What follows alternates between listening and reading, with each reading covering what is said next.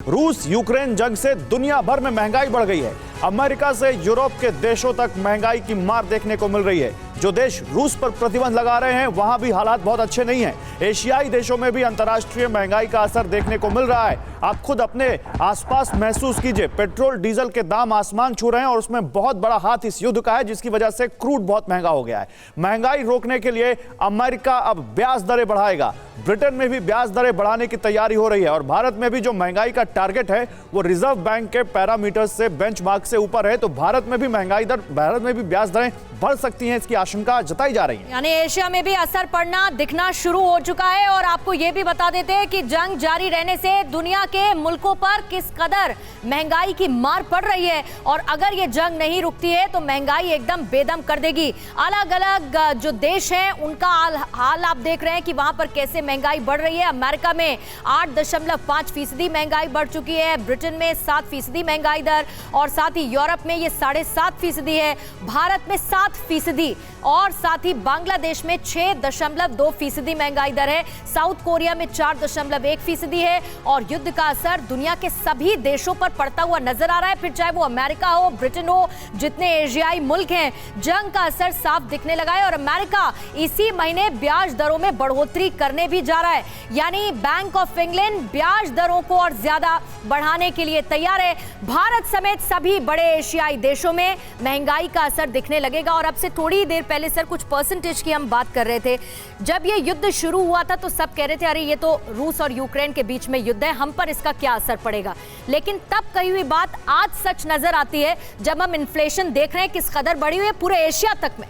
देखिए, हम बात कर रहे हैं केवल उन देशों का जो कि एक स्तर तक विकसित है, लेकिन जो अफ्रीकन कंट्रीज हैं, जो गरीब मुल्क हैं, उनके ऊपर क्या बीत रही होगी, क्योंकि महंगाई की सबसे ज्यादा मार उनको हो रही है। जो आम जरूरत की चीजें, प्रधानमंत्री ने कहा कि जो विकासशील देश हैं उन पर बहुत ज्यादा असर पड़ेगा, मानवीय असर भी पड़ेगा, महंगाई का असर तो है ही। बिल्कुल, देखिए खाद्यान्न की जो कमी हो रही है, क्योंकि वीट प्रोडक्शन में रशिया नंबर 1 रहा है और कई देशों को वो निर्यात करता रहा, इवन पाकिस्तान जो है वो भी वहाँ से वीट मंगाता था।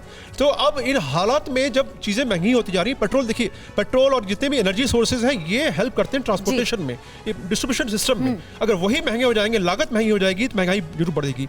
अब देखना होगा कि जब हम बात कर रहे हैं युद्ध समाप्त करने की, लेकिन बातें हो रही हैं, कदम जो है। लेकिन पूर्णिमा एक मैं जानकारी देना चाहता हूं, चाहे इसको आप ब्लेसिंग इन डिस्गाइज कहिए, चाहे किसी दूसरे नजरिए से देखिए, जस्टिफाई नहीं करते इस महंगाई को, लेकिन इस वजह से भारत के पास एक बहुत बड़ा मौका पैदा हुआ है दुनिया भर को गेहूं एक्सपोर्ट करने का। और अभी गेहूं का सीजन चल रहा है जहां पर किसानों को मंडी जो मिनिमम सपोर्ट प्राइस है उससे ज्यादा प्राइस ओपन मार्केट में मिल रहा है। लेकिन क्या भारत के अलावा सर बाकी पूरी दुनिया इस खाद्यान्न संकट से लड़ने के लिए तैयार है, बढ़ती महंगाई से लड़ने के लिए, या इससे उबर पाने के लिए बाकी पूरी दुनिया लगता है ओवरकम कर पाएगी? बहुत मुश्किल। आप देखिए यूरोप में क्या हो रहा है, आपने अभी परसेंटेज दिया ना, इंडिया यूरोप में जो अमेरिका लीजिए 7.5% है, उनका नॉर्मली 2 से 3% इन्फ्लेशन हुआ करता था, दैट में 2.5 गुना चला गया, 3 गुना से ऊपर चला गया।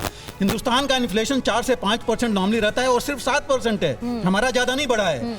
लेकिन क्योंकि हमारे पास रिजर्व्स हैं, हमारे पास खाद्यान्न की कोई कमी नहीं है। आज की तारीख में जो इवन यूएनओ की रिपोर्ट है, रशिया के पास ही प्रॉब्लम नहीं है, सबसे ज्यादा प्रॉब्लम जो आपने अभी पहले बोला विकासशील देशों के पास है। एक प्रॉब्लम और आएगी और मैं छोटा सा लाइन बोलना चाहता हूं, अमेरिका में ऑप्शन है, लेकिन त्रिपाठी सर आपसे ये जानना चाहिए कि डेवलपिंग और जो डेवलप्ड कंट्रीज हैं, ऐसी सिचुएशन के लिए खुद को प्रिपेयर करने के लिए क्या कुछ तैयारी होनी चाहिए और क्या लेसन है?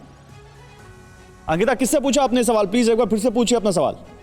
गौरव, जिस तरीके से आप कह रहे थे ब्लेसिंग इन डिस्गाइज एक ऑप्शन है इंडिया के पास, और जब डेवलपिंग और डेवलप्ड कंट्रीज की बात आती है तो इस सिचुएशन से प्रिपेयर करने के लिए या ऐसी सिचुएशन को लेकर क्या कुछ लेसन है डेवलपिंग कंट्रीज के लिए? बिल्कुल, ये बड़ा सवाल है और मैं चाहूंगा कि इस पर सर अगर आप रिएक्ट करना चाहें। देखिए, सबसे महत्वपूर्ण है कि ये पूरा विश्व जो है वो इंटरडिपेंडेंट है, एक दूसरे के ऊपर निर्भर है और ये अपने आप में बहुत अच्छी है। शांति की, अगर पूरे विश्व में शांति की आवश्यकता है तो इंटरडिपेंडेंट एक पॉजिटिव पॉइंट है। आत्मनिर्भर आप बात कर रहे हैं, हम एक देश एक दूसरे निर्भर है, लेकिन ये लेसन नहीं है कि सबको आत्मनिर्भर बनना चाहिए। यूक्रेन के इस तनाव के बाद ये जो सबसे बड़ा लेसन आया है सभी देशों के लिए, चाहे वो अविकसित हो या विकसित हो, कि हमें आत्मनिर्भर होना ही होगा, हमें स्वावलंबी बनना ही होगा अगर हम चाहते हैं कि आर्थिक तौर पर हम सभी समस्याओं को तो सर आत्मनिर्भर भारत तो हमारा पहले से बन ही रहा है और ये अभी के युद्ध ने ये संदेश दिया है पूरी दुनिया को कि पूरे देश आत्मनिर्भर बने। लेकिन सच ये भी है कि महंगाई का जो असर है वो भारत पर भी पड़ रहा है, आत्मनिर्भर भारत पर। फिक्र आपकी,